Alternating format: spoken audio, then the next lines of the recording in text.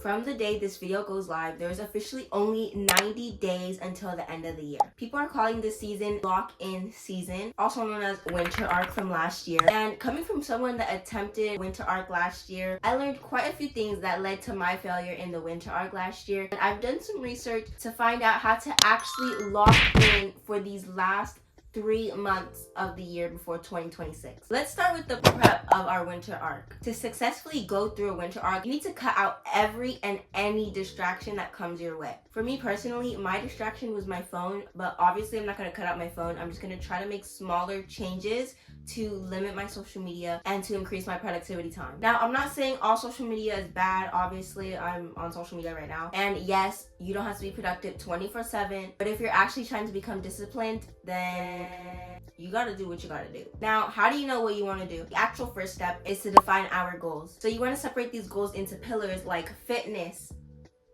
finances, school, health, etc. Just any pillar that you want to work on throughout these next 3 months of the year. By setting it into pillars, you will kind of have a clear idea of what topics you want to focus on and what you really need help on and what you tend to struggle on. Now that you have your goals in mind, it's time for a mindset shift. This is our second step to our prep for locking in all of October, November, and December. It is good to think of the winter arc as a fun little challenge, but you want to think of it more as a lifestyle change. When I first got into fitness, I did have toxic thoughts like, oh, I just want to lose the weight, I just want to be healthy, be like all the other girls or whatnot. Until you swap your mindset and your thinking into actually wanting to better yourself for yourself and not just doing something to complete a goal and forgetting about it, then that's when you'll actually see the benefits of doing a challenge. This winter arc period should be a little trial to how you want your life to actually be. This challenge is all about bettering ourselves, so don't sabotage yourself by having these negative mindset. Challenges are only supposed to help you get started. They're not actually supposed to be just one goal, complete it, and never think about it again. At least that is what helps me come into fitness. But if it's better for you to always have a goal in mind, then you do you, girl. The last and third step in our prep is to create a schedule. Clearly, your current schedule or your routine is not working because you've been in a slump or you've been on your phone too much, discarding any work that you have to do, discarding your responsibilities. So it is officially time to create that new schedule. By building a brand new routine, you could actually implement your pillar goals into your schedule. You want to prioritize your key goals that you plucked from your pillars. So for an actual example of when I got into fitness, my key goal was to literally just be healthy. Like, that was my goal, you know, be healthier. So after school, I would always take 30 minutes out of my day to prep and do my workout so I could learn to be healthy and become healthier within my lifestyle. The things that are actually important to you, you will make time for it. See, it's all about the mindset shifts. If you don't think something's worth your time or important to do, you're obviously not going to do it. But if you actually want to see results, you will put in the work and you will put in the effort if you want it bad enough. Having a schedule also makes it so you don't go full out on this one key goal, because that could also be very harmful as well and destructive. So we want to take this bit by bit, which is why some of these other tips I'm going to be giving are so crucial. So you need to keep watching. Now we're on to the actual bulk of our winter arc. How do we make this successful? How do you even go about a winter arc? These are all the questions we're probably all wondering. I know I was wondering that last year when I attempted this too. Without this first tip, my winter arc was literally a failure. The first step to entering your winter arc is to get a planner or a notebook. Listen, last year I tried to do mine on my notes app. It was a complete flop. Like, no. If you would rather do it electronically, you totally can. But I would do a computer, like maybe Google Sheets, because Notes app was not working at all. Every day I would have to scroll just so I can get to my day and complete the list. So that in itself was making it hard for me, and hard equals I don't want to do it. So why would I want to make completing my goals literally just checking it off harder for myself when I'm already doing hard stuff?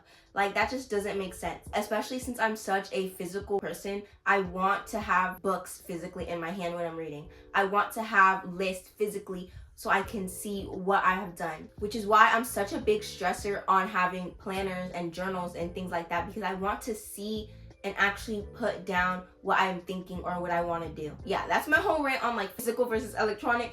But if you prefer electronic, you do you. this is your winter arc as well. I'm just trying to give out some tips to make it more successful and so you actually know how and where to start. I would highly recommend a notebook or a planner. That way you can easily and accurately track your pillar progress. Inside your planner or journal or Google Sheet or Google Doc, whatever, you want to split up everything into 3 months. So all the months of October, all the months of November, and all the months of December. You're going to be setting up step number 2, which is listing your non-negotiables. For every month, you want to make a checklist of things you will be doing every single day that align with your pillars. These non-negotiables will set the foundation for the rest of your challenge to complete the actual goals that you want to achieve. Whenever you set or start a goal, you always want to start out with the actual steps and smaller items before you get to the bigger one, because going from nothing to something big is going to be super daunting, which is why I set this winter arc into 3 different months. Also because there's only 3 months of the year left, so like, I'm not a genius for coming up with that.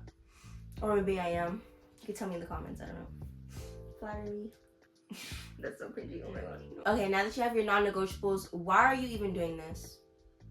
What made you decide to do this winter arc this year and not last year? What makes you want to improve your life right now? Second step is to define your whys and your motivators. Why do you want to make more money? Why do you want to create more content? Why do you want to do better in your schoolwork? Why do you want to be a cleaner person? Why do you want to be healthier? If this is what you're chasing after, all of these questions should have answers as to why you actually want to do the winter arc. Why do you want to change your life? By defining these, it allows you to keep on going. You're more motivated to continue to push through the hard stuff. Just like I said in a previous step, if you want something badly, you will make time for it. So if you want something badly, you will have a why. This will allow you to keep on going and pushing through. Having an actual higher up goal besides your actual goal helps because you're more likely to be disciplined because of that goal. That doesn't really make sense. For example, if your goal is to eat healthier, why do you want to eat healthier? I want to eat healthier because I want to live longer, or I want to fuel my body correctly. So that's your higher up goal, is to fuel your body or live longer, and your lower goal is to eat healthier. So because you're eating healthier, you're actually accomplishing a higher up goal, but your higher up goal is also helping you with your lower goal so that you can go to your higher up goal. Yeah. There will be many times that you want to give up, but you just got to be consistent. That is the third step in the actual winter arc, is to be consistent. Just take things one day at a time because that's all you really can do. There will be some days that you don't accomplish all your non-negotiables, and that's okay.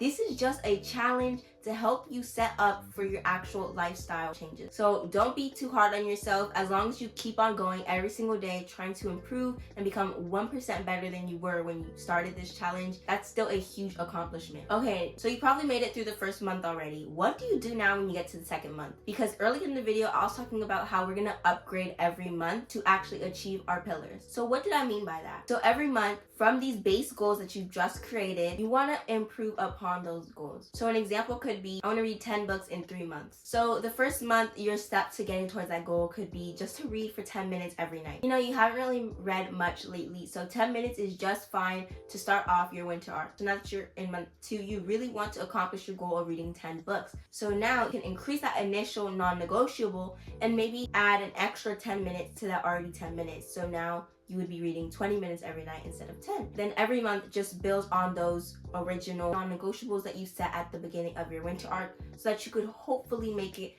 to your actual big goal. Now the last step is to don't give up. Really, whatever you do, don't give up. Just keep on building on that consistency. Every day you're being better than you were when you first started the challenge. At least for me personally, I would rather have a couple of goals or things missed and say that I completed the challenge than knowing that I quit on myself before I could even have the chance to blossom. I really hope that answered everyone's question. If you made it this far, I do have an extra follow-up step, which is to follow other creators that might be doing the winter arc as well, like me.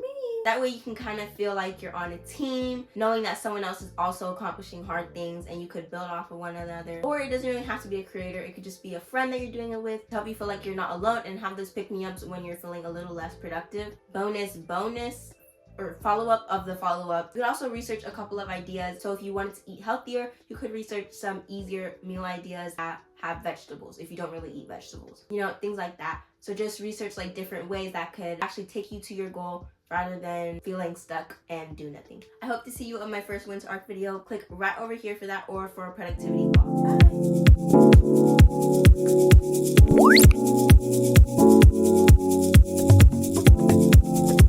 First step to enter